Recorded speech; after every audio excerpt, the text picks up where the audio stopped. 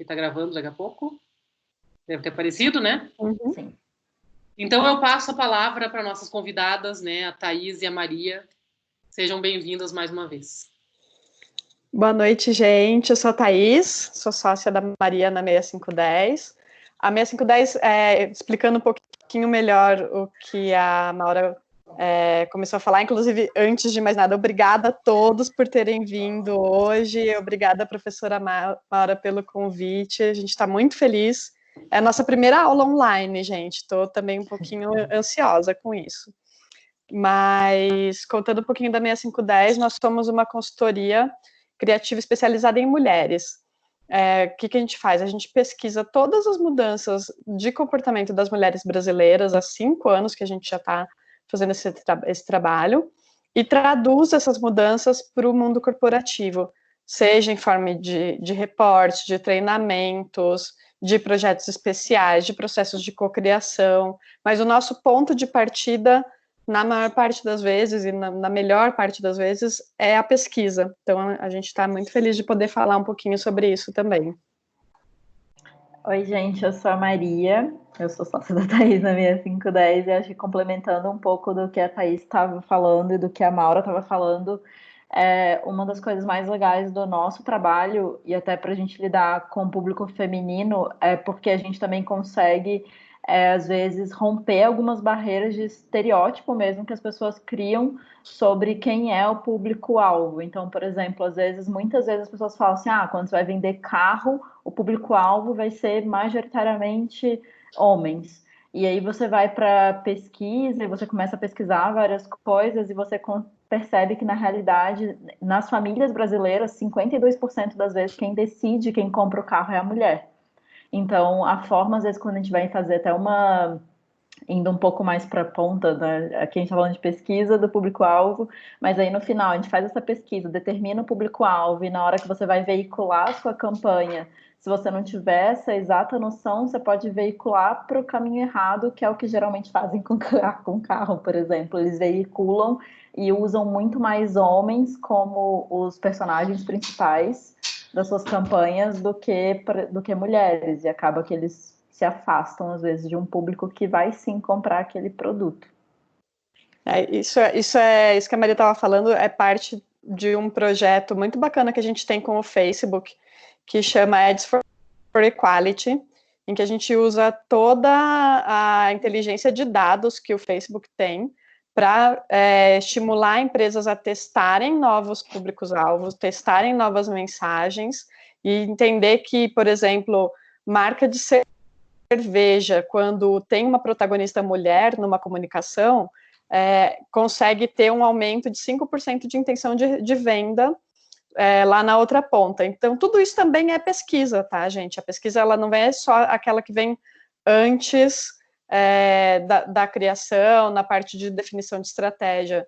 É algo que ela vai sendo feita ao longo do caminho do processo. Acho que, com certeza, vocês já passaram por isso na disciplina, mas junto com o Facebook nesse projeto, a gente faz pesquisa de teste, né?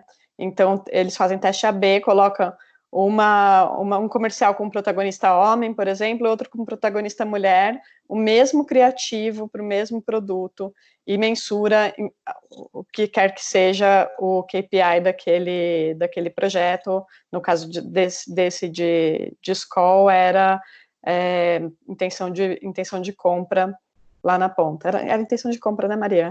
Era intenção de compra e entender se o gênero influenciava ou não na intenção de compra, e foi percebido que sim. Como o público de cerveja é 50-50, homem e mulher, quando você rompe um estereótipo da categoria, que o estereótipo da categoria é ter homens na propaganda. E aí, quando você rompe o estereótipo da categoria e coloca uma mulher comum, sem ser hipersexualizada, acaba que você subverte aquela ordem e as pessoas têm a atenção chamada para aquilo também. Então, tipo assim, nossa, eu não estou acostumada a ver essa imagem, vou prestar atenção no que está dizendo, e isso gera, no final das contas, um aumento na intenção de compra. Uma outra coisa interessante também para acho que aprender sobre o público-alvo é que, por exemplo, se a gente for falar sobre produtos de limpeza, as mulheres são ainda hoje as principais responsáveis pela limpeza da maioria dos lares no Brasil. Mas isso, em alguns momentos, também não quer dizer que a gente deva insistir nessas coisas. Então, se a gente sabe que as mulheres compram, mas a gente sabe o que isso causa nelas, por exemplo. Se as mulheres são a maior responsável pela limpeza das casas, elas acabam assumindo uma carga de trabalho doméstico muito maior do que deveria, uma carga que deveria, às vezes, ser dividida com o seu companheiro ou companheira, com as outras pessoas da casa, no geral.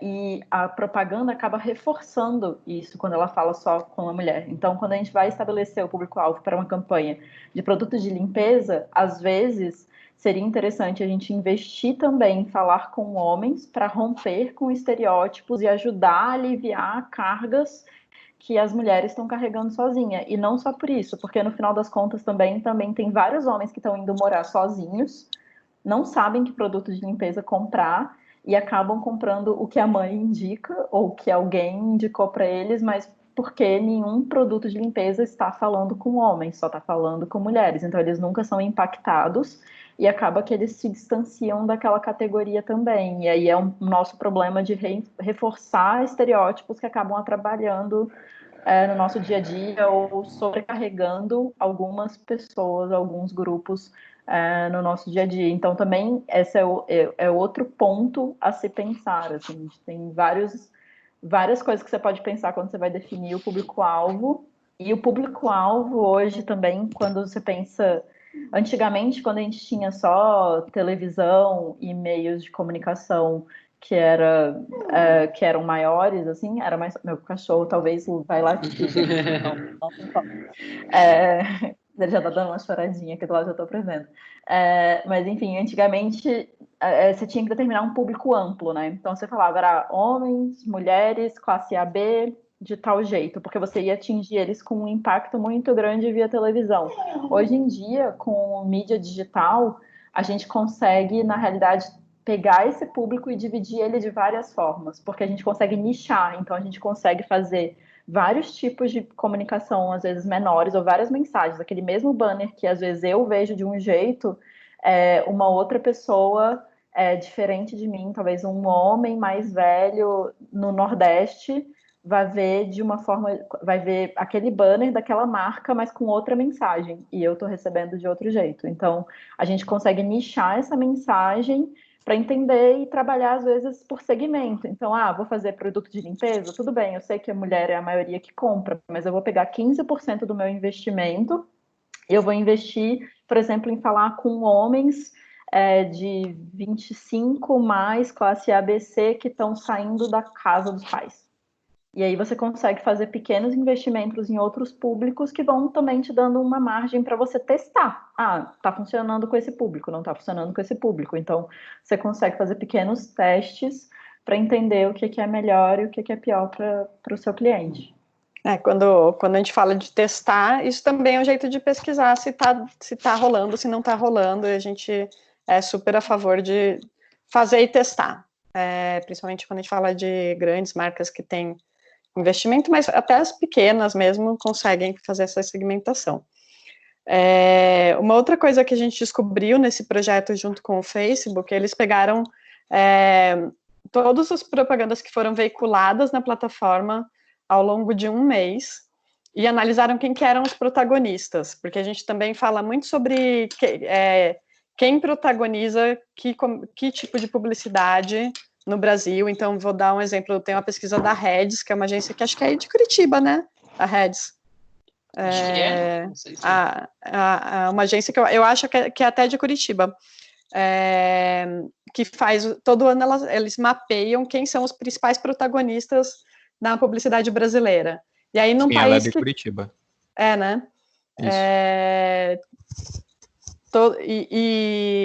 Num país que tem 54% de população de pessoas negras, os negros ainda são menos de 25% dos protagonistas na publicidade. Isso está crescendo lentamente, ano após ano, mas ainda está muito longe, assim, a cada ano a gente sai de péssimo para ruim, sabe? Não tá muito longe de estar o ideal. E aí a gente foi olhar para papéis de gênero na publicidade com o Facebook e entendeu que dos comerciais veiculados na plataforma, a gente tinha quase que uma igualdade entre protagonismo de homens e mulheres, mas quando a gente recortava isso pelas verticais, né, que são os tipos de produto que anunciam na plataforma, a gente tinha que todos os comerciais que eram de finanças, auto, viagens, tudo que é do mundo exterior, do mundo do dinheiro, do trabalho, educação também, das conquistas profissionais, tudo isso era targeteado para homens, enquanto que tudo que era maquiagem, produtos de beleza em geral, roupa, Cuidado com a casa. E cuidado com a casa, é targeteado para as mulheres. Isso mostra que a publicidade ela ainda está reforçando esses papéis de gênero que colocam as mulheres no ambiente doméstico e colocam exclusivamente sobre as mulheres a pressão por cumprir determinados padrões de beleza e pelo autocuidado e por estar dentro de determinadas modas, enquanto para os homens cabe tudo que é do mundo exterior e principalmente do mundo do dinheiro. E quando você bota o carro como, Maria até já falou um pouquinho sobre isso, mas você bota o homem como o único e maior público-alvo de carro, você simplesmente está reforçando que a rua não é o lugar das mulheres. Atualmente a rua não é o lugar de ninguém, fiquem em casa, né, melhor, mas no mundo como ele era, e talvez volte a ser, nós somos realmente sempre desestimuladas a ficar na rua, a estar na rua, ocupar espaço público, e sempre estimuladas a estar dentro de casa. Então, a publicidade, a comunicação como um todo, tem essas responsabilidades de ajudar a romper com esses padrões que são estereótipos que fazem parte da nossa sociedade e que são uma forma de violência. Então, quando a gente fala de violência, a gente tem 3 tipos de violência, né? A violência simbólica, a violência corretiva e a violência efetiva. A simbólica é tudo isso que a gente está falando. Então, quando a gente reforça esses estereótipos, a gente está dizendo para determinados grupos que eles nem são tão importantes a ponto deles merecerem participar do jogo, como a gente faz com os negros, com as mulheres, com as pessoas gordas, com as pessoas com deficiência, ou B, eles podem participar do jogo, mas dentro de um determinado padrão de comportamento, que é o que é feito, por exemplo, com as mulheres. A violência simbólica, ela dá o caminho para a violência corretiva, que é, se você não se enquadra nisso aqui, que nós, da sociedade e a comunicação, tem uma importância muito grande nisso, estamos dizendo que é o comportamento esperado, a gente vai ficar te dizendo para ser daquele jeito até você ser. Então, se você é, por exemplo, uma mulher masculina, uma mulher lésbica que se veste de forma masculina, a sociedade vai ficar te dizendo, não é assim que uma mulher deve se vestir, você tem que ser mais feminina, pipipipopopó. Vai chegar até um ponto que isso pode passar para uma violência corretiva, que é, por exemplo, essa mulher, uma violência corretiva não, uma violência efetiva, que é essa mulher apanhar em casa porque ela tem o cabelo curto. Isso aí a gente pode entrar em N exemplos, mas é assim que a nossa escolha de público-alvo leva a violências muito mais... É uma violência também e leva a violências muito mais graves. Tem umas outras coisas que a gente está falando muito também de como não determinar o seu público por achismo e às vezes esses papéis de gênero, os estereótipos, não só de gênero, mas de raça, de classe, pregam muitas peças, né? Porque a gente às vezes vai olhando para isso e, por exemplo, educação. Pelos números que a gente tem do Facebook, hoje as campanhas de universidades e tudo mais, elas são muito mais colocadas para homens e protagonizadas por homens do que para mulheres, sendo que hoje no Brasil as mulheres investem em educação muito mais do que homens. As mulheres são o maior número de graduados, são as pessoas que passam mais tempo estudando, as mulheres têm as maiores notas do Enem, sendo que, sei lá, do Enem de 2019, de 2018, das 52 nota 1000 do Enem, 40 e alguma coisa foram de mulheres. Então a gente tem um público que é completamente, majoritariamente feminino, e que a propaganda, por algum motivo, faz da forma errada, e isso é o que faz, sendo bem, assim, honesta, isso é o que faz o nosso trabalho dar errado. Porque, no final das contas, se você fizer uma pesquisa linda, fizer uma campanha linda, incrível, um vídeo muito bonito, uma mensagem muito bem escrita, e tiver colocado o público-alvo errado, não adianta, você não vai converter, você não vai vender, você não... e aí acaba que é só uma burrice mesmo de quem fez, baseada em estereótipo e baseada em preconceito. Então, essa definição do público-alvo, ela é uma coisa muito importante, é uma coisa muito inteligente, ela tem muitos fatores que podem influenciar ao erro, né? Que é todos os fatores que a gente estava falando. Uhum. Então, é muito importante, assim, quando você vai determinar esse público, tentar entender possibilidades, tentar entender possibilidades de crescimento do seu público também. Então, por exemplo, hoje em dia, eu trabalhei em agência durante muito tempo, a Thaís também, e praticamente todas as campanhas que chegam para a gente são homens e mulheres, quando não é alguma coisa especificamente para um gênero, mas basicamente é homens e mulheres 25 mais classes A, B, C, que é basicamente, sei lá... Todo mundo. Todo mundo. E basicamente ninguém também, porque não tem muita... As pessoas não colocam muita informação, então acaba que você fica tipo assim, é qualquer um. E aí você faz uma campanha para qualquer um. E isso é muito difícil também. Você fazer uma campanha para qualquer um é horrível, gente. Não facilita a vida de ninguém. Então, quando você vai fazer uma campanha que você tem, por exemplo, hoje, a gente vai determinar um público, às vezes que a marca determinou que é 25 a 35. Que geralmente esse público, qualquer um, é 25 até 35. A gente brinca que depois de 35 anos não tem campanha para ninguém, a não ser Corega Tabs e Boston Medical Group. Prevent Senior. E Prevent Senior. São as 3 marcas que falam com alguém que tem mais de 35 anos no Brasil.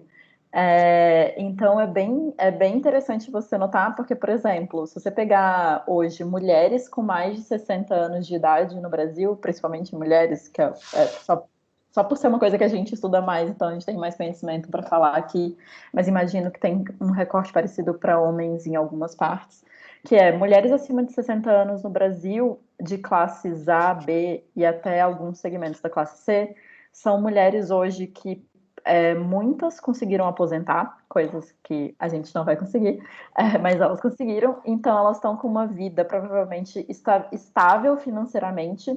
Os filhos delas provavelmente já são adultos e não dependem mais delas e nem geram tantas preocupações quanto crianças pequenas geram em suas mães. Elas têm uma vida inteira pela frente ainda, porque com 60 anos elas estão, assim, 20 anos antes da linha de pensar em qualquer outra coisa.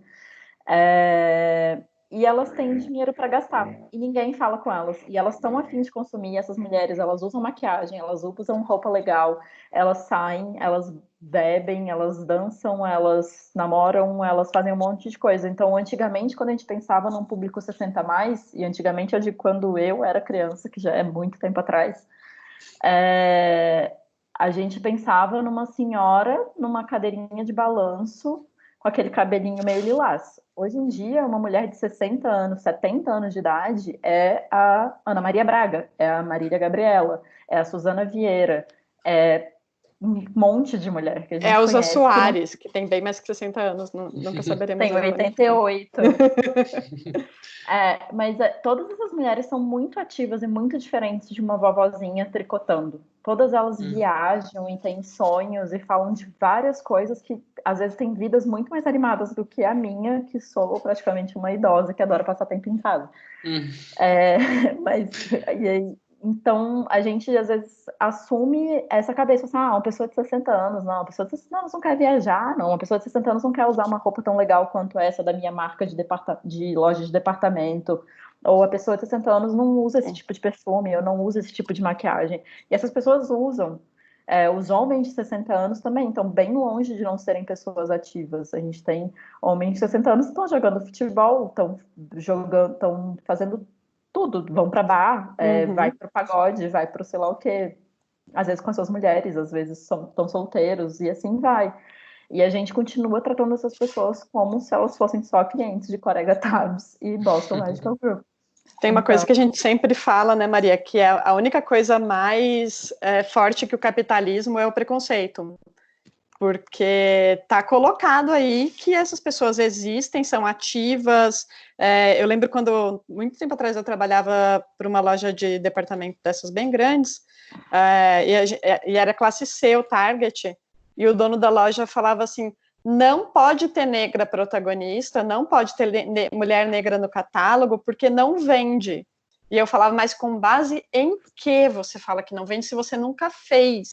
Não vende, elas não querem, e era uma guerra, assim, e hoje, graças a Deus, a gente consegue provar que vende, sabe, mas acho que essa discussão do não é meu target, essa pessoa não compra meu produto, ela continua rolando, a gente vê ela rolando, às vezes a gente pressiona os nossos clientes até eles assumirem um preconceito, sabe, sempre aquela conversa do, mas por quê? Por que você acha isso? Até a pessoa assumir que ela tem preconceito. Porque, no fim do dia, a única coisa mais forte que o capitalismo é o preconceito. A pessoa ela vai se agarrar naquele preconceito, mesmo que ela esteja perdendo dinheiro. Porque o preconceito é maior.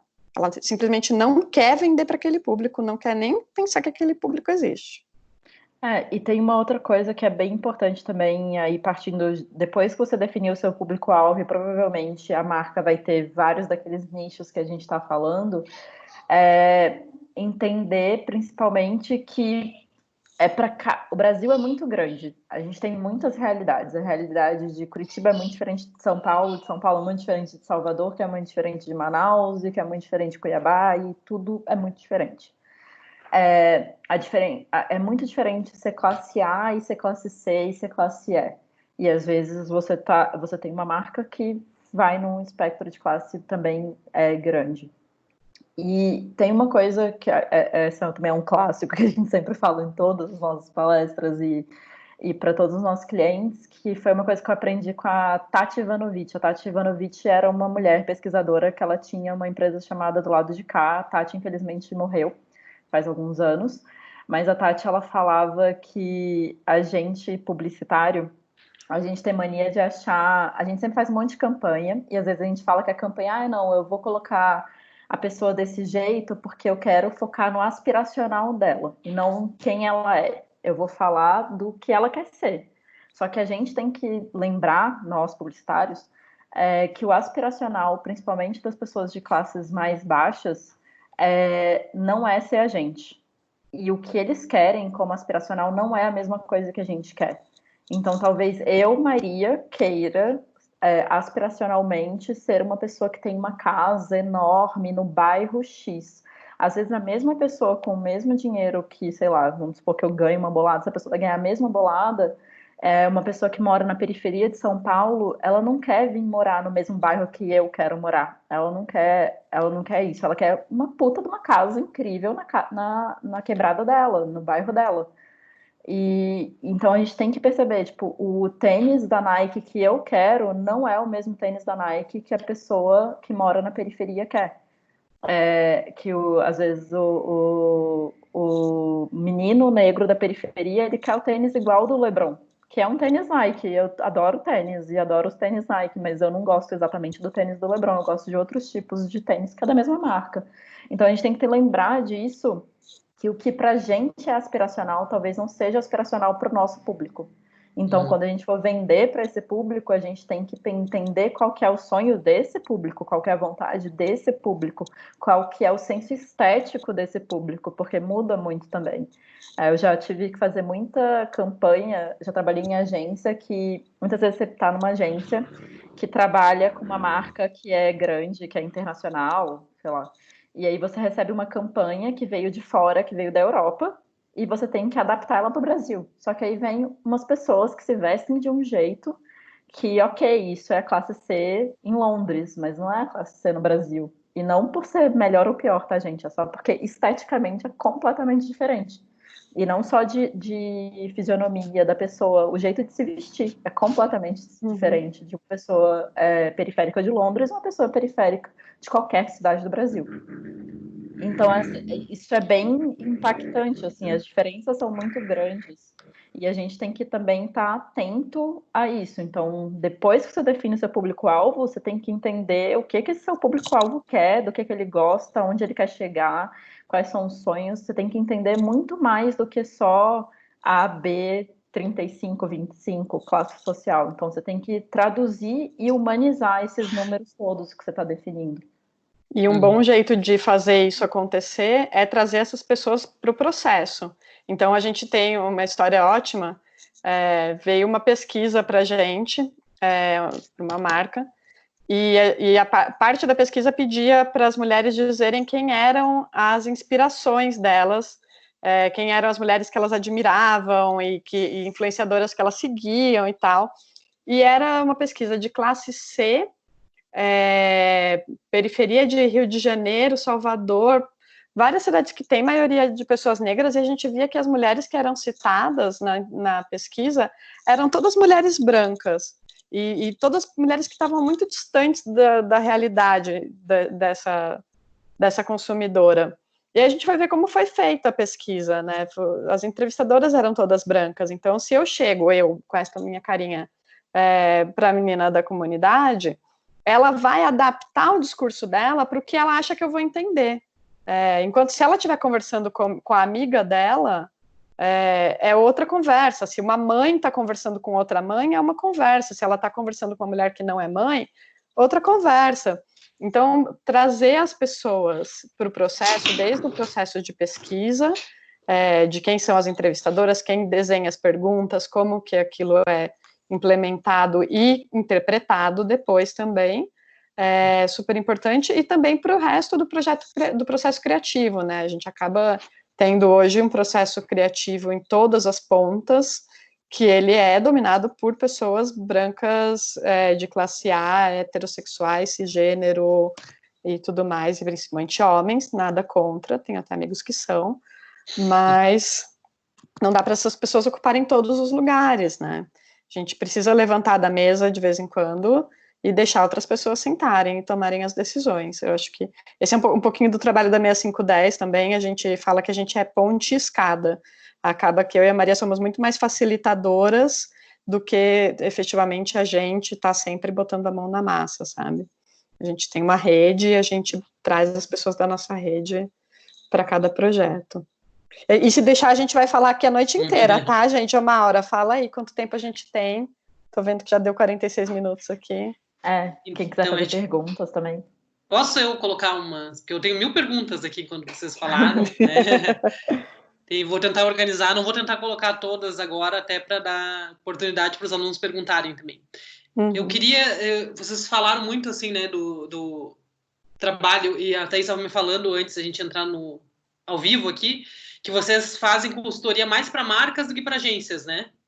Sim. Um pouquinho dos dois, mas mais para marcas, Então, as marcas chamam mais vocês, né, imagino, para fazer uma consultoria que depois vão levar para as agências, imagino, né? Não sei se é mais ou menos assim.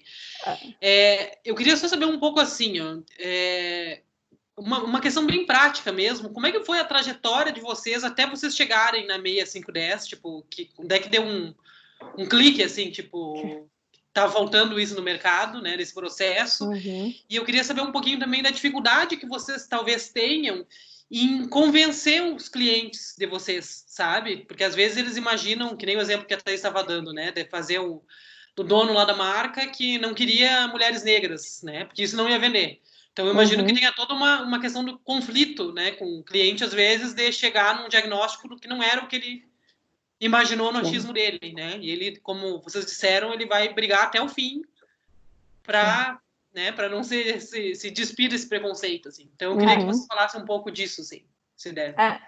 Começando pela segunda pergunta, hoje, enquanto consultoria, quando uma marca chama a gente para trabalhar, eles já estão muito mais abertos do que antes, quando a gente estava dentro de uma agência. Então, enquanto consultoria, geralmente a pessoa nos contrata, ela está disposta a ouvir e ela está disposta a ter esse tipo de discussão com a gente. Então, é menos difícil, né? Então a gente consegue falar e colocar nossos pontos e provar. Então, provar com dados, provar pesquisando, provar, mostrando às vezes coisas que eles mesmos trazem para a gente, pesquisas que eles mesmos já fizeram, não é nada de novo, mas a gente consegue colocar tudo isso provado.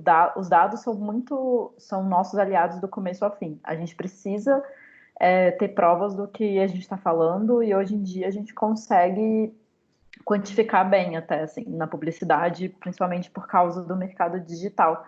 Ficou muito mais fácil determinar esse tipo de coisa. Sobre trajetória, nossas trajetórias começam em lugares muito diferentes, né? Bom, eu sou de Vitória, no Espírito Santo. Eu estudei lá, fiz federal no Espírito Santo, estudei publicidade. Quando, ainda na faculdade, eu sempre quis ser criativa, queria trabalhar na criação, queria ser redatora. E aí, quando eu estava na federal, eu entendi que a universidade não ia me dar essa coisa criativa que eu queria tanto, mas que a universidade tinha uma parte teórica que naquele momento eu via que era a melhor coisa que eles poderiam me dar. Talvez eu não enxergasse tanto valor ainda naquela época, mas que bom que mesmo sem enxergar o valor eu fui para dentro disso. E comecei a fazer muita pesquisa e estudar dentro da universidade uma parte mais sobre antropologia do consumo. E quando eu terminei minha faculdade, eu vim para São Paulo para fazer um curso aí sobre criação publicitária na Miami Ad School de São Paulo. Fiz e comecei a trabalhar em agências, trabalhar com digital, porque desde o começo, quando eu cheguei aqui, tipo, acho que agora, eu não sei como é que é agora, mas antigamente a gente tinha que escolher um pouco para que lado a gente ia. Mas isso eu tô falando de 10 anos atrás. E aí eu fui para dentro de agências digitais, trabalhei em agências que nasceram já digitais, trabalhei em agências que eram gigantes do offline e que tinham uma área de digital. E aí, numa dessas agências, acabei conhecendo a Thaís. A Thaís era minha chefe, numa dessas agências que tinha um setor de convergência. E a gente acabou se conhecendo lá, e depois a gente saiu dessa agência e acabou se reencontrando numa outra agência que aí a gente estava em agências diferentes, mas de um mesmo grupo, mas de um grupo que já nasceu digital. E, enfim, a gente se reencontrou, e nessa época que a gente se reencontrou, a gente começou a conversar muito. Já era há uns 6 anos atrás, não, acho que um ano antes da gente começar a 6510. Mas foi muito. A gente já estava começando essas discussões dessa nova onda, dessa quarta onda do feminismo, e isso estava impactando muito o nosso trabalho, não só o ambiente, que era a criação é um ambiente muito masculino e muito masculinizante também, mas também da gente não estar satisfeita com as coisas que a gente mesmo estava fazendo, porque não é porque a gente estava ali e que a gente é mulher que a gente estava fazendo a coisa certa. Então, às vezes, a gente estava insatisfeito com o nosso próprio trabalho, e a gente começou a discutir muito sobre como o machismo estava impactando o nosso trabalho, seja por causa dos nossos colegas de trabalho, seja o que a gente estava produzindo, e acabou que a 6510 começou dessa combustão, assim, dessa coisa toda. A gente começou a entender o que seria. E aí a gente teve a nossa primeira ideia de um projeto especial, que foi a Cerveja Feminista, que foi na época que a Skol lançou uma campanha de carnaval, no carnaval de 2015, que era, o mote da campanha era deixar o não em casa.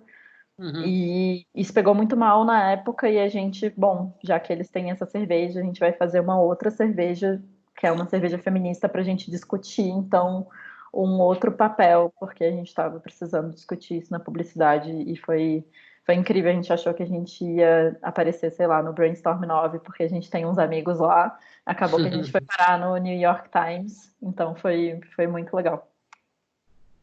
Legal. Agora vai a Thaís. Ai, foi isso, gente. A Maria contou tudo. Acho que a única coisa que a Maria não contou... Tem a sua mini bio, né? E a mini bio. Eu praticamente cresci dentro de agência de propaganda. Minha mãe é publicitária, trabalhou bastante tempo aqui em São Paulo, quando eu era criança. Acho que minha mãe tá aí. Eu vi ela entrando na sala, inclusive, porque essa mulher não me larga. Ela gosta que eu fale dela. Tá aí, ó, mandou um sim. Coruja. Mas eu cresci em agência, depois minha mãe teve a própria agência dela em Bauru, que foi a cidade onde eu cresci. Então, meio que nunca tive muita opção, assim, acho. Eu comecei a estagiar com a minha mãe e fui subindo aí nessa carreira. Falo que eu fui diretora de criação muito jovem, com 25 eu já era diretora de criação, mas eu já tinha 10 anos de carreira com 25 anos. E fui ser diretora de criação lá em Portugal. E aí tem um choque que eu tomei quando eu voltei de Portugal, porque eu trabalhava para Portugal e para a Turquia nessa agência. E eu pegava todas as marcas, não era assim, das marcas de mulher vão para a Thaís, era tudo que tinha, era eu que tocava. Então, foram 5 anos, foi meu início de carreira como diretora de criação, 4 anos. E aí eu voltei para o Brasil e eu caí nessa agência onde eu conheci a Maria e só me passavam as contas de mulher. Então, a agência tinha banco, tinha auto, tinha cerveja, um monte de coisa, porque eu tinha muita experiência lá de Portugal, mas o que caía para mim era a comunicação da marca de varejo de moda. E eu ficava assim, porra, tudo bem, muito legal, eu curtia trabalhar aquela marca, mas, sabe, variar um pouco. Aí acabou que, quando eu fui para essa outra agência, que é a Flag, que foi onde a gente se reencontrou, também me passavam as contas de mulher, né, entre mil aspas, mas todas as marcas de maquiagem, produto de beleza, moda, fale uma marca, eu já passei por ela, assim. Então, aconteceu que eu comecei a ganhar muito conhecimento também, produto de limpeza também bastante. Eu comecei a ganhar muito conhecimento sobre público feminino, e desse limão fiz a limonada aqui a meio 510, sabe? Porque também eu não era só diretora de criação, eu nunca soube ser só uma coisa, então eu fazia muito planejamento também, a Flag era um lugar que tinha muito espaço para isso. Foi uma ótima escola, inclusive, eu falo dessa coisa de ser só diretora de criação para um nicho, mas era um lugar legal de trabalhar. E acaba que os clientes lá vinham muito me perguntar, porra, por que eu estou falando a mesma coisa que eu sempre falei, e o que eu estou tendo hoje é não só não o mesmo resultado, mas eu estou tomando porrada na internet, onde eu estou errando. E aí eu fui percebendo que tinha, em paralelo a essas discussões que a gente estava tendo sobre o nosso trabalho, tinha um nicho, tinha um espaço dentro das empresas para a gente explicar o que estava acontecendo, né? E então, esse é o meu lado da história da 6510. Bem legal. Posso colocar só mais duas perguntas, tá? Tô tentando ser sucinta para não ficar só eu. Não, a gente pode falar a noite inteira. Vocês é que acham que tem outras aulas. A gente pode ficar mais ou menos até umas 8h30, 8h40, porque depois eles têm uma outra aula. Mas só para dar oportunidade para os alunos fazerem perguntas, né? Mas eu queria perguntar duas coisas, tentar organizar duas perguntas curtas. Vocês falaram, né, do case da cerveja feminista, né, que vocês fizeram e que partiu, pelo que eu entendi, lá daquela campanha da Skol, né, que isso faz o quê, uns 5 anos? Isso, 5 anos, exatamente. Que era aquela que dizia, o não deixei em casa, né? Isso. Eu já discuti muito com os alunos, assim, disciplinas de teorias da comunicação, essa campanha. Então, a minha primeira pergunta é assim, ó, eu sei que vocês não devem ter resposta, porque imagino que vocês não trabalharam nessa campanha, mas, né, porque na verdade fizeram como se fosse um contraponto a ela.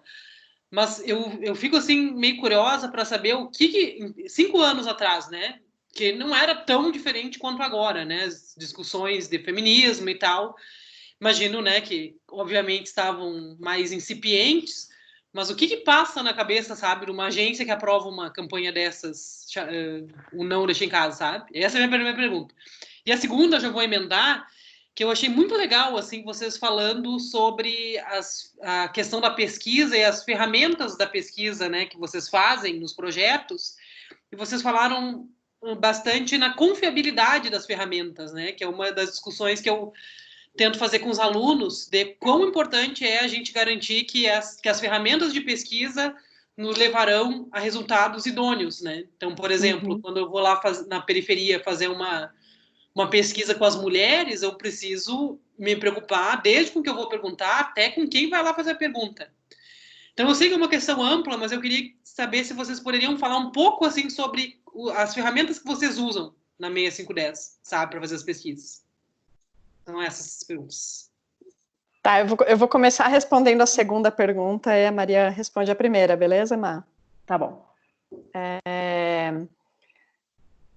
Sobre as ferramentas que a gente usa. Primeiro, a gente usa muito dado que já existe no mundo. A gente tem uma coisa maravilhosa no Brasil que chama IBGE, que poucos países têm um censo como a gente tem. Esses dias eu descobri que na Alemanha eles não conseguem fazer censo, porque o censo foi usado pelos nazistas para identificar onde estavam os judeus.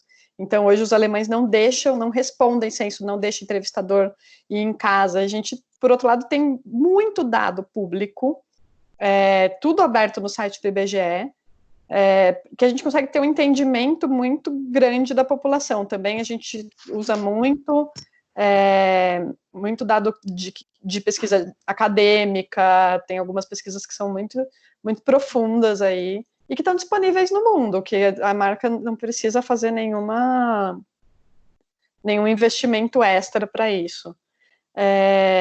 Fora isso, tem a interpretação, às vezes, de pesquisas que as empresas já têm. A gente também vai muito a campo, né? Fazer entrevistas. A gente usa muito especialista, porque às vezes tem pessoas que já estão estudando um tema há muito tempo, por exemplo, futebol feminino. Se a gente quer entender futebol feminino, tem pessoas que estão estudando isso há décadas, e a gente pode simplesmente conversar com essas pessoas, né? Que mais? Acho que tem muito grupo de pesquisa que a gente desenvolve metodologia também, né? Que eu acho que é particularmente o que eu mais gosto. E é o que a gente tem feito bastante, que é para ter conversas, principalmente qualitativas, né? Melhores. O que a gente tem visto funcionar bem, a gente trabalha geralmente com a Maíra, que é uma antropóloga. A gente tenta organizar grupos pequenos de mulheres. Então, por exemplo, a gente fez um trabalho para uma marca de maquiagem, e aí a gente foi para várias praças, a gente foi para Porto Alegre, para Salvador, para Goiânia, São Paulo, Salvador, não sei se foi o meu cachorro. E aí a gente foi para essas praças e ao invés de conversar... Ih, travou só para mim? Umas mulheres, e essas mulheres a gente pediu que elas chamassem 5 amigas delas, e essas 5 amigas delas vinham para essa mesa e conversavam junto com a Maíra. A Maíra é uma antropóloga, ela fez todo um roteiro de perguntas que foi validado com a gente, com o cliente. Nesse roteiro, a gente queria entender sobre desde maquiagem até passando por questões de autoestima, preconceito, assuntos que elas estão falando. E aí a gente começou a entender um pouco delas. E é impressionante, assim, porque para quem não está acostumado, quando você chega num grupo, qualquer pessoa, se você chega num lugar, você tá num grupo que tem 5 amigas e você é a única pessoa que não é daquele grupo, você fica boiando no meio da conversa. Quando você trabalha com uma pessoa que é especialista em conduzir esse tipo de conversa, essa pessoa ela vira água no meio desse grupo. Ela simplesmente passa a fazer parte daquilo de uma forma que aquelas mulheres te dão muita coisa sobre a vida delas e insights muito poderosos. Então é bem interessante assim, observar o trabalho dessas pessoas, porque dali a gente consegue extrair os insights mais valiosos, às vezes, da pesquisa e as coisas mais verdadeiras.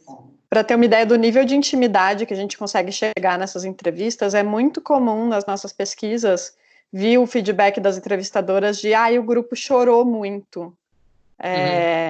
Primeiro porque às vezes a gente fala de temas que são sensíveis mesmo, então maquiagem pode ser um tema muito sensível para mulheres negras que não encontram maquiagem no tom de pele delas. Ou agora a gente estava falando com mães sobre o Dia das Mães durante a pandemia. E veio de novo esse feedback das entrevistadoras. Poxa, as entrevistadoras choraram, mas é um nível de intimidade e de estar à vontade da pessoa para se abrir com a entrevistadora, que a gente já acompanhou focus groups de outras metodologias, sala de espelho e tudo mais, e nunca vi ninguém chorar, sabe? E nesses a gente chora junto também. Porque... a gente chora junto também. Porque geralmente a gente fica quietinha no cantinho só fazendo anotações e, nossa, nesses daí esses de maquiagem eu me concentrava para não fazer aquele que era tipo, era chorando do começo ao fim. Mas respondendo a primeira pergunta, primeiro que eu acho que 5 anos atrás as conversas eram sim mais incipientes e elas não existiam dentro da agência, de verdade, assim. A agência, principalmente a área de criação, era tomada por homens, então você tinha ali uma ou outra mulher, e eu digo porque eu era essa uma mulher, a Thaís era a uma mulher em outro lugar. Então essas conversas sobre feminismo não estavam acontecendo ali, elas poderiam estar acontecendo do lado de fora do setor de criação, em outras áreas, mas na área de criação elas não estavam acontecendo. E muitas vezes quando a gente colocava do tipo, olha gente, eu acho que isso daí pode dar um problema, alguém taxava a gente de ser a chata. Só que de repente, né, as chatas começaram a ser a pessoa o público-alvo, não só a gente da criação. Então, acho que esse foi o primeiro ponto. O segundo ponto é que foi uma campanha inteiramente criada por homens. Não tinha nenhuma mulher nessa ficha técnica na parte criativa. O redator era um homem. Eu não acho que ele fez isso de caso pensado, ele não pensou. Só que, por exemplo, na faculdade, eu imagino que vocês tenham tido ou vão ter aula de semiótica. E semiótica é exatamente para isso. A gente tem que entender que quando a gente escreve uma mensagem, tem gente que vai ler aquilo que a gente escreveu, às vezes com um propósito, de outra forma, dependendo das experiências que ela viveu. E eu lembro porque eu, quando estava na faculdade, achei semiótica muito chato. Mas hoje em dia eu falo, nossa, ainda bem que eu tive aula de semiótica. Então 100% baseado em semiótica hoje em dia, né? Exatamente. Então, é muito importante entender isso, porque às vezes a minha experiência olhando para uma coisa, eu falo às vezes até para assuntos mais banais, né? Tipo, sei lá, eu gosto muito de futebol, e às vezes alguém falando sobre futebol escreve alguma coisa falando sobre futebol, e eu, tipo, sei lá, às vezes um gremista vai ler aquilo de um jeito, um torcedor, sei lá, do Curitiba vai ler de outro jeito, do Atlético de outro jeito, e eu, flamenguista, vou me emputecer, todo mundo tava feliz e eu vou ficar puta com aquela coisa escrita. Então, tudo depende de quem você é, depende do que você já viveu. E aquele cara, obviamente, ele nunca viveu a situação de violência, ele nunca teve um não dele negado, então ele nunca nem estava para perceber, nem ele, o chefe dele também não. Provavelmente as pessoas de aprovação da marca, talvez muios homens também não. Pode ter passado por algumas mulheres que também não tenham tido essa experiência ou que não se atinaram para aquilo. E isso foi produzido e pode ter tido até alguém que falou, mas talvez tenha sido uma mulher num hall de 50 homens que falou e não foi ouvida. Então, isso hoje em dia é um pouco mais difícil, as pessoas têm dado mais atenção para essas coisas, até porque o backlash que acontece quando esse tipo de erro acontece agora é muito pior do que 5 anos atrás também. Então, eu lembro que essa campanha aí demorou para sair do ar, e eles tinham lançado um pedido de desculpas. Eu lembro que no Natal do ano passado teve uma campanha de Perdigão que não demorou 8 horas para sair do ar. E foi, assim, um tweet de uma pessoa que tinha 400 seguidores. Começou tudo. E então, hoje a gente também, inclusive, vende o serviço do departamento de vai dar merda, né? Que é o serviço de análise de risco. Porque a gente fala, poxa, as agências e as empresas, elas precisam desse double check, sabe? De alguém que esteja ligado em quais são as mensagens que são sensíveis para quais grupos e que tenha a capacidade de trazer esses grupos para a mesa também, para analisar essas mensagens, para ter a barreira de segurança ali e tentar blindar o máximo possível as campanhas. Um serviço que a gente oferece que a gente não chama de vai dar merda, a gente chama de análise de risco. Legal. Deixa eu ligar aqui. Gente, alguém quer fazer pergunta? Se vocês quiserem também, dá para fazer no chat, tá? Dá para escrever ali, daí a gente vai lento. Vamos ver se... Se ninguém quiser, minha mãe vai fazer uma pergunta. É para isso que eu chamo ela.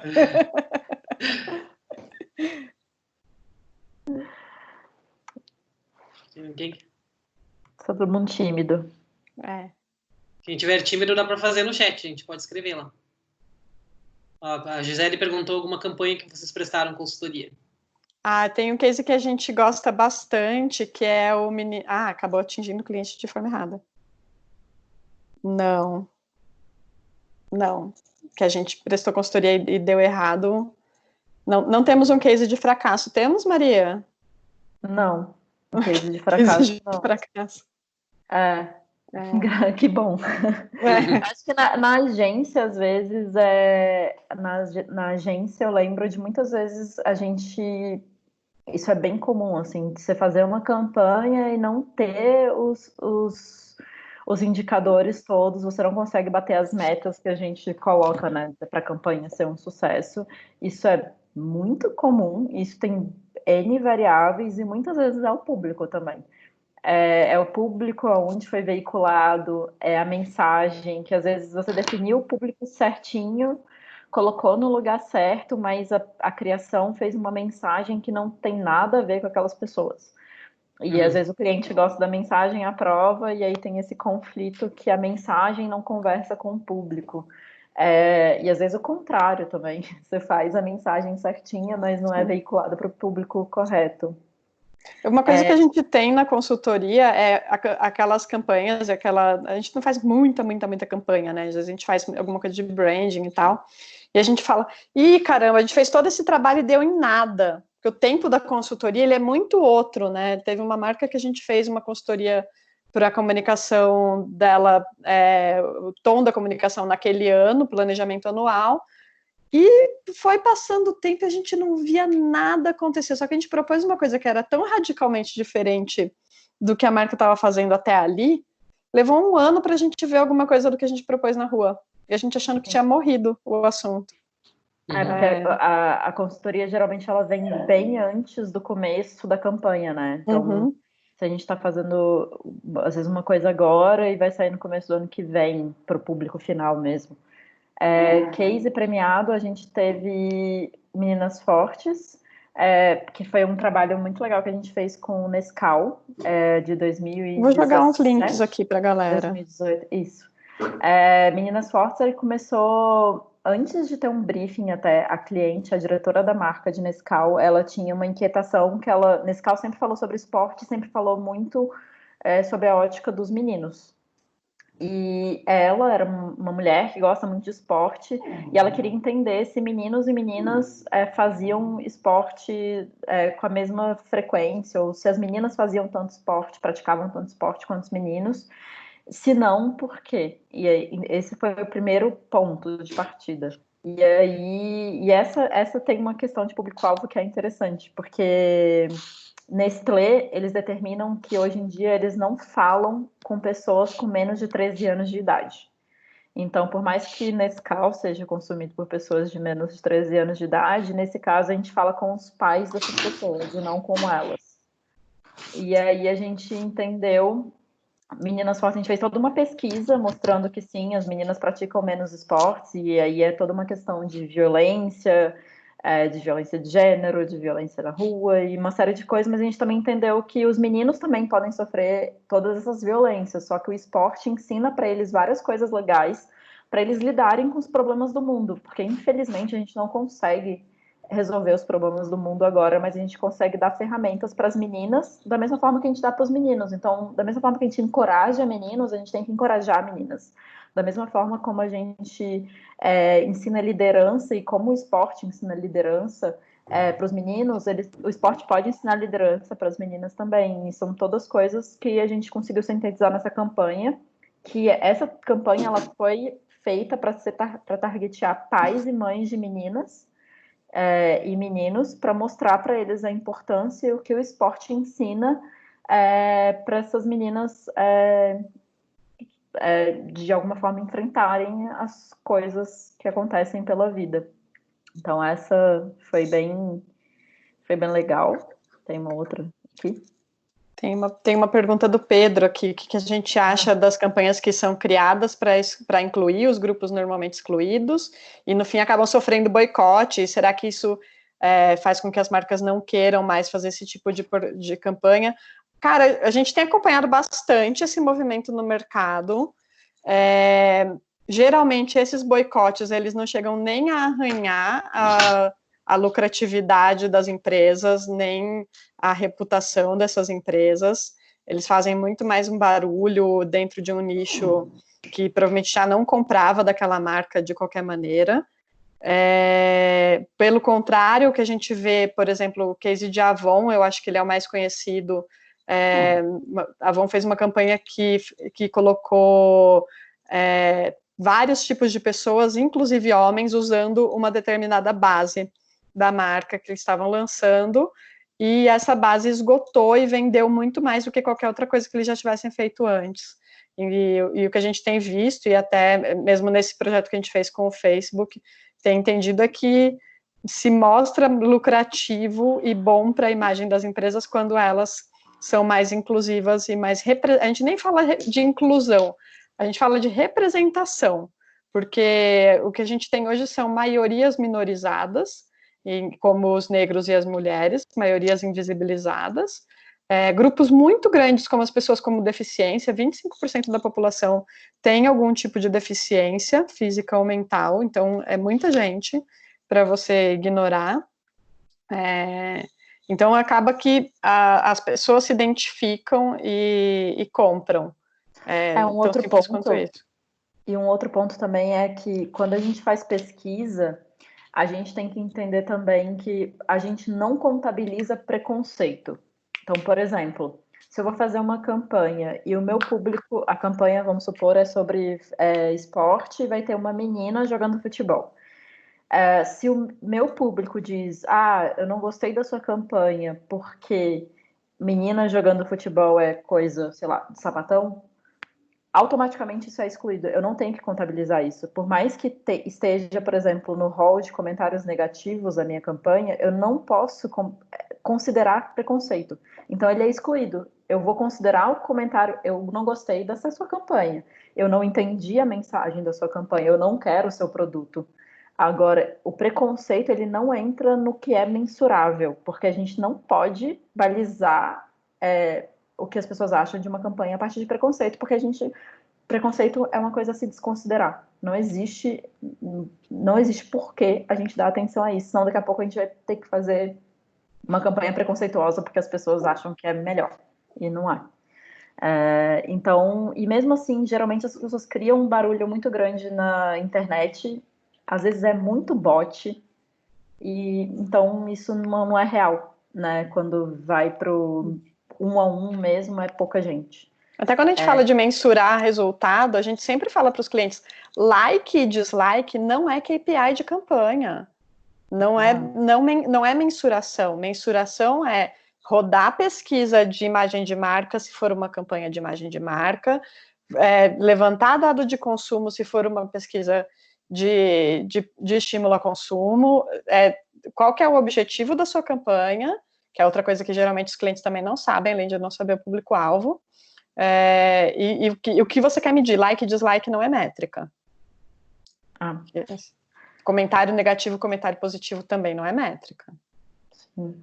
Tem mais uma pergunta aqui da Carol. Como funciona a atualização das consultorias? Penso que por ser um mercado em grande evolução atualmente, é necessária uma atualização maior, certo? Existe uma conscientização por parte do cliente sobre essa mudança do público frequente? Eu acho que primeiro que a mudança do público é uma mudança da mentalidade, né? O público geralmente numa marca é muito difícil ter uma mudança de gênero muito grande, de classe muito grande, de o range de idade muito grande, então é mais uma mudança de mentalidade. Eu acho que sim, hoje já tem uma conscientização maior, principalmente das marcas maiores, sobre essa mudança de mentalidade do público, porque eles sentiram o impacto. As agências sentem muito pouco o impacto de uma comunicação ruim, os clientes sentem muito o impacto, porque ninguém vai falar mal da agência tal, você vai falar mal da marca que fez aquela campanha. Então, eles estão entendendo, e até porque, como a Thaís falou antes, até às vezes uma coisa que você sempre fazia, de repente para de dar resultado. Às vezes uma fala que você sempre falava, de repente as pessoas não clicam mais para comprar daquele jeito. Então, isso já mostra para eles, até antes mesmo do que a gente tenha falado, que está acontecendo alguma coisa e meu público está pensando de outra forma. Então, essa conscientização hoje a gente sente muito nos nossos clientes, que é mais tranquilo, assim. E para a gente é um trabalho constante de estudo, que acho que tem duas coisas, assim. De estudo de teoria, porque eu acho que é mais do que... Acho que é uma coisa que eu também gosto muito de falar quando a gente está falando em faculdade, que é publicidade é uma profissão, a gente trabalha para vender alguma coisa para pessoas. Então, a gente tem que estudar pessoas. Estudar pessoas é você entender de sociologia, de antropologia, de humanidades. E eu acho que é muito importante falar disso agora, porque acho que a gente está tendo vários cortes de educação, especialmente na área de humanas, e na pesquisa de humanas, em pesquisas de sociologia, antropologia e outras coisas, que são muito importantes para o nosso trabalho. Se a gente não conhecer gente, a gente não vai saber como vender. Nos Estados Unidos, principalmente, na Europa também, as faculdades de publicidade, de comunicação, no geral, estudam gente. Estudam muito mais teoria do que a gente estuda aqui. A gente estuda muito coisas práticas, por exemplo, Photoshop. Por que a gente tem aula de Photoshop? Às vezes, algumas faculdades têm aula de Photoshop, eu não sei como é que funciona para vocês.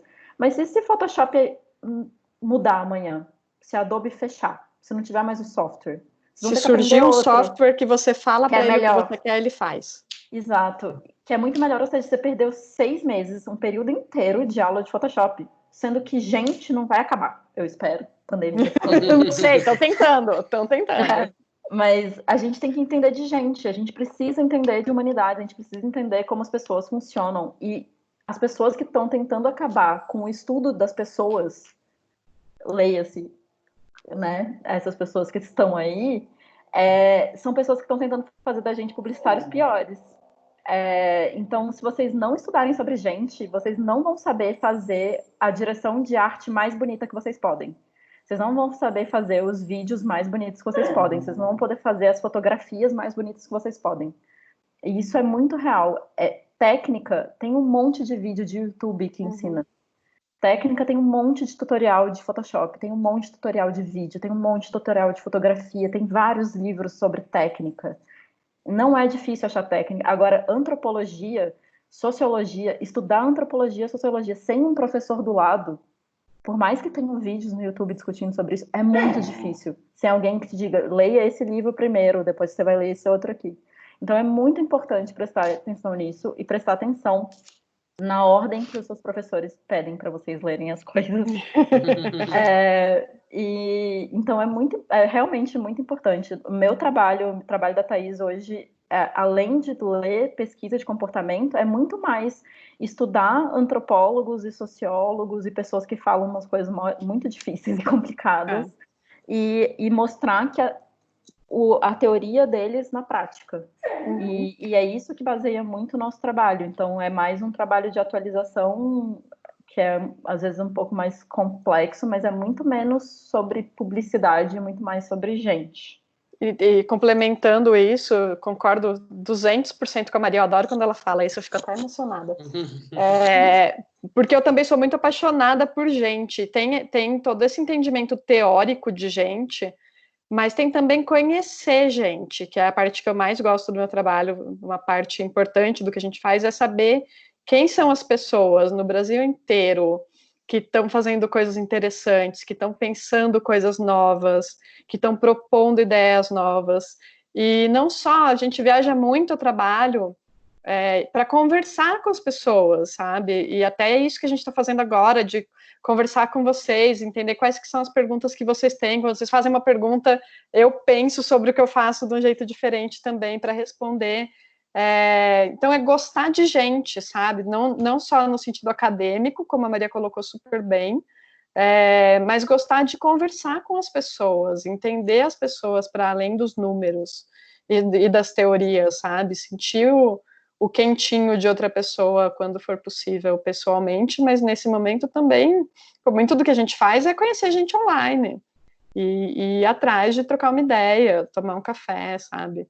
Ouvir, seguir, pega minha timeline do Twitter mesmo, tem várias pessoas que são muito diferentes de mim e que eu acho incrível, é muito rico ouvir como é o dia a dia dessas pessoas, né? É um tipo de conhecimento que às vezes não está nos livros, sabe?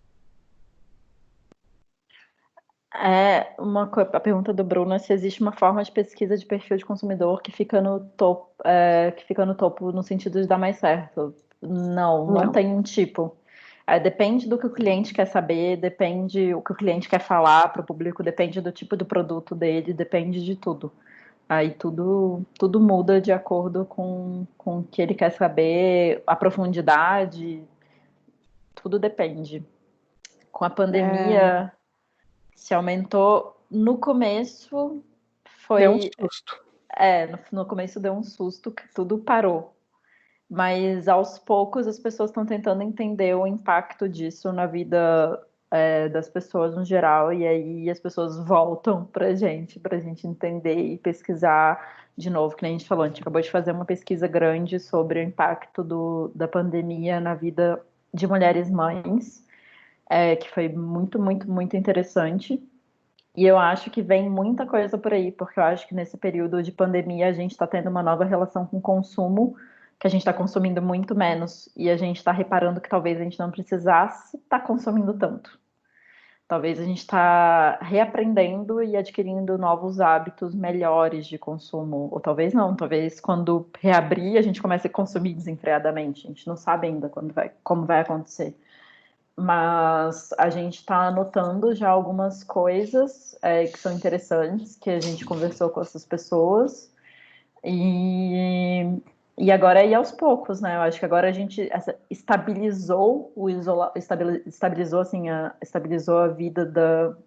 Sim, a gente estamos no isolamento, talvez ele tenha que aumentar, talvez venha um lockdown ou não, mas estabilizou-se a pandemia, tá? Ela existe, ela está acontecendo, então as pessoas estão tentando entender o que está acontecendo agora e é o impacto da pandemia. Daqui a pouco eu acho que vai ser o impacto da crise econômica. Da crise econômica.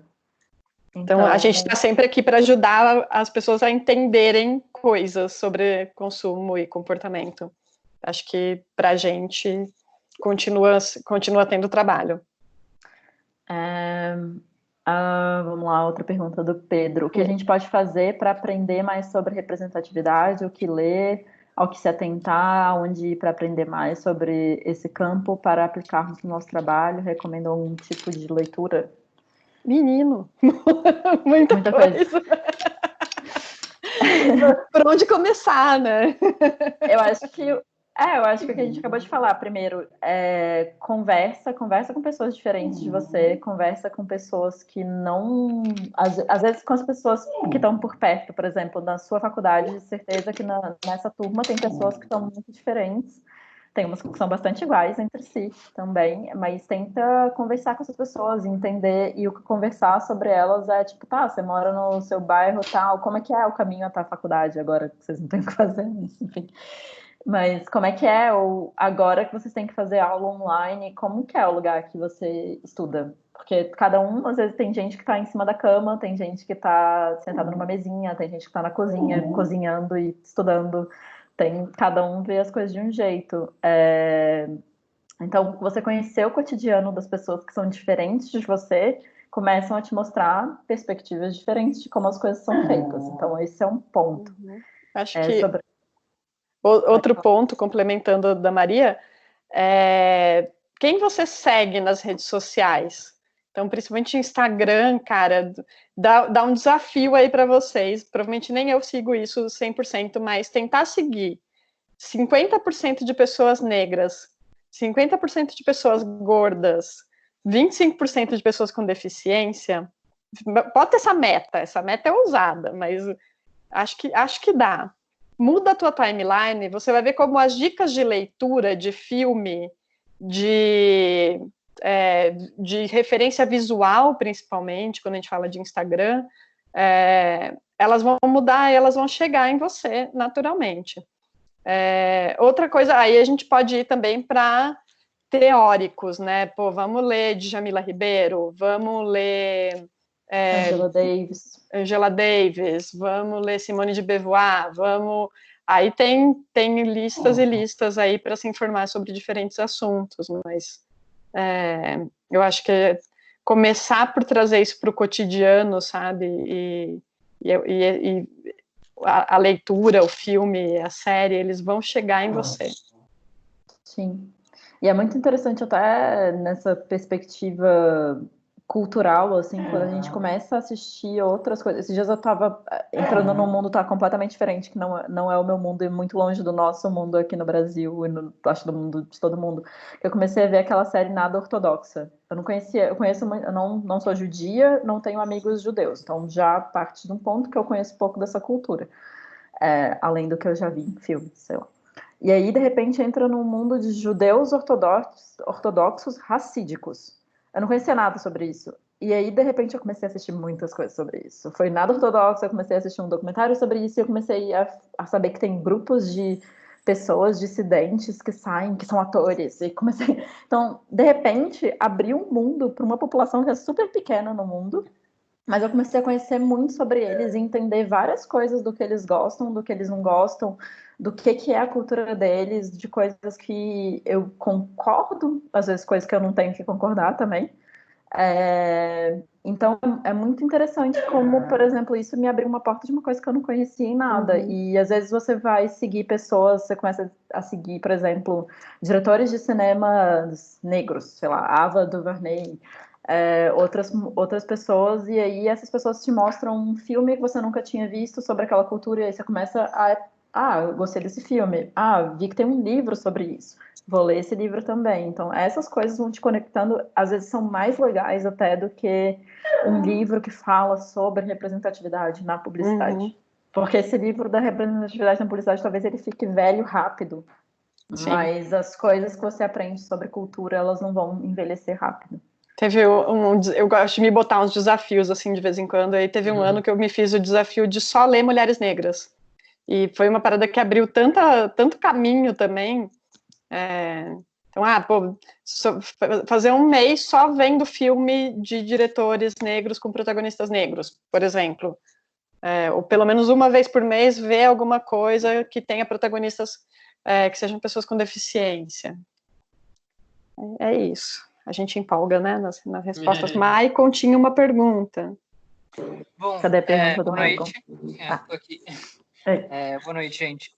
Nesse momento de pandemia que vocês estavam falando antes, vai surgir, daqui a pouco, a necessidade das marcas falarem com as pessoas, porque muitas marcas enxugaram, né, sua comunicação, decidiram adiar campanhas e tal. Daí eu queria saber de vocês, esse momento, né, quando a gente começar a voltar, sei que é muito incerto ainda, mas vocês acham que o melhor caminho são as marcas tentando se comunicar, mostrando seus produtos, ou elas vão ter que se comunicar através de movimentos sociais, através de outras linguagens que não são apenas vender os produtos e serviços que elas têm? Bom, é isso. As pesquisas que a gente teve acesso até agora sobre ainda dentro do contexto, a gente não tem uma perspectiva de abertura, né? Dentro do contexto, as pessoas não estão esperando produtos, as pessoas não estão esperando o consumo das marcas, elas estão com uma expectativa muito, muito alta de que as marcas liderem na crise, especialmente em países que o governo tem lidado mal com a crise, e aí as pesquisas que a gente tem, elas citam textualmente, tá? Não é uma coisa que eu assumo, mas as pesquisas mostram que Estados Unidos, Reino Unido, Japão e Brasil são os países que eles citam como que os governos não estão lidando bem com a crise. São os países que as pessoas mais esperam que as marcas liderem. E as marcas, elas querem que liderem não só com melhores condições de pagamento e produtos gratuitos, que é uma coisa comum de querer o tempo inteiro, mas as pessoas esperam que as marcas entreguem mensagens positivas de que a gente vai conseguir superar. Elas esperam que as marcas entreguem mensagens de é assim que tem que fazer, então, sei lá, use máscara, vamos doar para pessoas que estão na linha de frente do Covid, vamos tentar. Então, o tempo inteiro as pessoas estão com umas expectativas muito altas sobre o papel das marcas nisso, porque elas estão botando nas marcas o que o governo não está fazendo. Então, isso é bem importante agora de entender. Elas esperam positividade das marcas também para enfrentar isso com alguma doçura, já que tá difícil para todo mundo, a gente está todo mundo sobrecarregado psicologicamente, mentalmente, com medo. Meu cachorro está participando da conversa agora. Mas, então, tem uma série de coisas que as pessoas estão esperando das marcas, e consumo e produto não é uma delas. Então, a gente vai ter que entender, as marcas vão ter que entender como que os produtos delas são essenciais ou não ao dia a dia dessas pessoas nesse novo contexto. Os produtos essenciais, as pessoas estão comprando, elas estão vendo e elas entendem que é importante anunciar, assim, elas não têm grandes restrições. Mas as coisas que não são essenciais, a última pesquisa que a gente fez, as pessoas ainda estão um pouco céticas e um pouco do tipo, sério mesmo que você vai vir falar sobre isso agora? É meio quase que nesse tom. Sim. Meninas, acho que a gente já tem que encerrando, né? Porque daqui a pouco tem que liberar os alunos para a próxima aula. Se der um tempinho, só me veio uma última questão, né? Eu estou colocando minhas questões aqui, que conectando um pouco com o que eu discuti com os alunos semana passada, né? Os alunos fizeram perguntas bem interessantes, bem legais, pensando na representatividade. Vocês falaram muito sobre a pluralidade dentro da publicidade, né? De contemplar outros perfis que não seja o padrão, entre aspas, né? Queria perguntar duas coisas. Na verdade, era uma, mas já me veio uma segunda, tá? Sempre eu penso na questão das pessoas se verem representadas, né? E eu penso muito no uso de banco de imagem, né? Que normalmente, né? A Maria falou uma hora, tipo, às vezes vai trazer... A Maria ou a Thaís, não me lembro, mas às vezes vai trazer lá o cara da classe C, lá da Europa, mas o que tem a ver, né? Com o público daqui. Então, eu queria saber um pouco o que vocês acham assim, sobre esse uso do banco de imagem dentro da publicidade, né, dentro das campanhas. E a segunda pergunta que a gente estava discutindo semana passada é assim, a gente falou muito sobre essa questão da diversidade, da representatividade, né? E semana passada nós estávamos discutindo subculturas dentro dessa aula.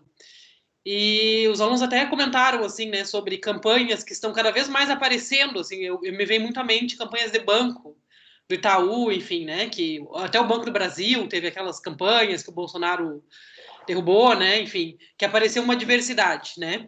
A minha pergunta é um pouco assim, ó, em que medida que a gente consegue mensurar os efeitos? Às vezes eu fico pensando assim, de uma campanha que vai contemplar isso, porque é isso que se espera hoje, mas a marca, de fato, não está adequada a isso, sabe? Tipo, eu vou lá e faço uma campanha super inclusiva, mas eu não sou uma marca inclusiva, sabe?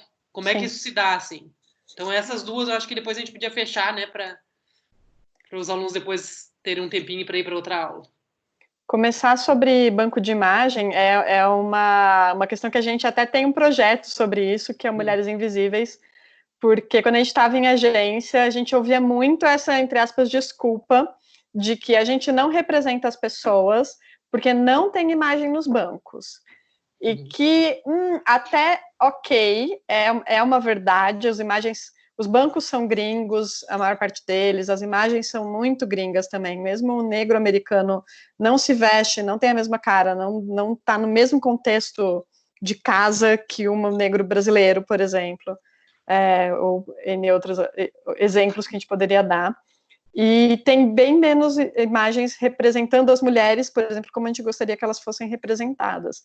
Então, a gente criou, junto com a Adobe, um banco de imagens que chama Mulheres Invisíveis, que foi fotografado pela Ellen Salomão, que é uma fotógrafa que a gente ama também, mostrando, a primeira edição foi feita pelo Katsu, que é um coletivo de mulheres aqui de São Paulo.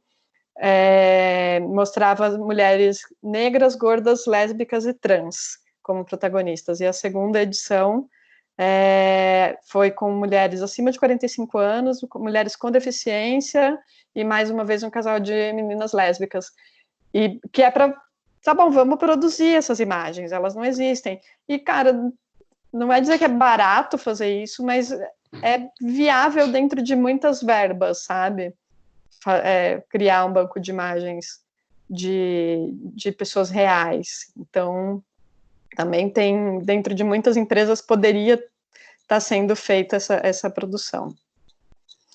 E, eu esqueci a segunda pergunta, gente, eu tenho déficit de atenção, quando tem duas perguntas, uma das duas eu não vou lembrar. A segunda é em relação a, às vezes, a campanha ser inclusiva, mas a marca tem um discurso e na prática é outro, sabe? A gente fala muito sobre isso, né? Dos tetos de vidro do cliente também. Quando a gente começa a trabalhar com uma marca e ele quer falar sobre um assunto, o primeiro ponto que a gente começa a falar sempre sobre ele é tipo, tá, com qual que você pode falar sobre isso? Com qual propriedade que você pode falar, sua marca pode falar sobre isso? E os problemas internos que essa empresa tem são abordados ali. Então, até para não expor essa marca a um risco, a gente não vai colocar ela para falar de uma coisa que ela não pode. Então, esse é um ponto que a gente deixa bem claro. Então, se você quer falar sobre isso, mas você tem esses problemas aqui, então vamos resolver esses problemas aqui primeiro, porque senão você vai se expor a um risco. Então, isso é bem importante. Então, a gente não costuma deixar os clientes falarem sobre coisas só porque eles querem, às vezes, ou só porque é um assunto da moda. Eles têm que ter realmente propriedade para falar, porque senão eles vão se expor a um risco que não é legal e que vai sair. Então, às vezes é melhor arruma a casa, entende como melhorar internamente, entende como melhorar para os seus funcionários, entende como melhorar para os seus clientes, e aí depois a gente vai para a comunicação. Então, quase também nenhuma... que às vezes algumas coisas demoram também. Quase nenhuma marca pode levantar uma bandeira. Tem bem poucas marcas que podem levantar bandeiras ou devem levantar bandeiras. Mas todas as marcas podem representar melhor os consumidores. Você ter uma propaganda protagonizada por pessoas negras fazendo coisas normais, como fazer mercado. E hoje fazer mercado é um risco de vida para muitas pessoas negras. Todos os anos pessoas morrem no mercado, vítima de seguranças, porque não é normalizado que pessoas negras fazem mercado, gente, uma coisa básica. Qualquer marca pode representar isso, sem levantar a bandeira de, olha, um negro no mercado, você não precisa fazer isso, só mostra, normaliza, pessoas com deficiência compram lingerie, pessoas gordas viajam, sabe? Normaliza esse público, né? Se você só representar as pessoas livres de estereótipos e dentro do contexto normal de consumo de um produto, qualquer marca pode fazer. Né? Não parabéns por fazer o mínimo, não está levantando bandeira, sabe? Não fez mais que obrigação. Não fez mais que obrigação. Meme. E ainda vai vender mais, que loucura. Então, meninas, isso, gente. Queria agradecer muito, assim, aprendi muito. Foi uma aula maravilhosa, assim, muito legal. Obrigada pelo convite. Acho que os alunos também, né, colocaram muitas perguntas e amanhã nós vamos conversar mais sobre isso também, né, que amanhã a gente vai discutir sobre muito que vocês falaram. Então, mais uma vez, agradeço muito. Obrigada, gente. Obrigada a todo mundo que participou, que mandou perguntas. Foi muito massa conversar um pouquinho virtualmente com vocês. Eu, pelo menos, adorei a minha primeira aula virtual. Espero ter chamada para outras. Pode deixar, eu adorei estar com muito vocês. Obrigada. Não, muito legal participar. A gente sempre gosta de conversar com gente de fora de São Paulo também, para a gente trocar mais ideia, entender mais também quais são as dúvidas de vocês e o que vocês estão aprontando por aí. Muito legal. Obrigada, gente, a todo mundo que veio, né? Os tantos alunos que vieram, a professora Melânia, nossa coordenadora, também está agradecendo aqui. Também agradeço a presença dela. E no final, gente, eu só vou encerrar, tá? Porque eu tenho que encerrar aqui para poder gravar. Daí depois eu vou disponibilizar, mando para vocês e mando para os alunos também, para quem quiser ver. Tá bom. Tá bom. Então, gente, boa noite a todos. e depois continuamos conversando. Nós gostaram bastante. Boa noite, beijo. Obrigado, meninas. Beijo. Gente, tchau.